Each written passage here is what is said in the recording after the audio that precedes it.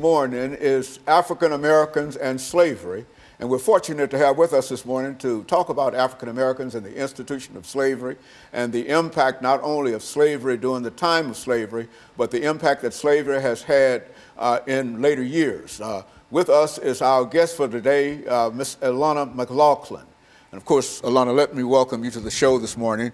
And I don't think I have to introduce you to our guest this morning because this is your 5th year with us. Many of our audience will recall that you started with us at the age of 8, and you've been with us since then. And we're just delighted to have you here with us this morning to talk about what we consider to be a very, very important topic, and to talk about a topic that I'm sure that you have a lot of information about because we've discussed it quite recently. Let's talk about, first of all, your background, your education, and some of the things that were important in terms of leading you to us this morning, and then we'll talk about African Americans and slavery.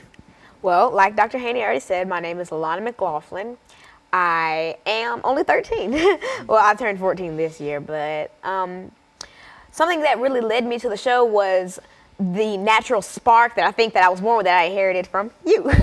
As a child, I really loved to talk, act and dance around and stuff, and then I realized that I had a vocabulary that exceeded my years by far, and I had this natural kind of fearlessness in front of cameras and large audiences, and I really thought, and so did you think, that we could really put this to use by educating people on subjects that are commonly known, but with facts that aren't commonly known. And so that's really what led me to the show this morning, and now, about 6 or 7 years later, here I am.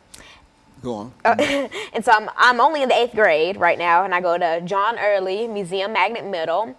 I'm heavily involved in my church and organizations such as the Junior National Young Leaders Conference and WKU's gifted program.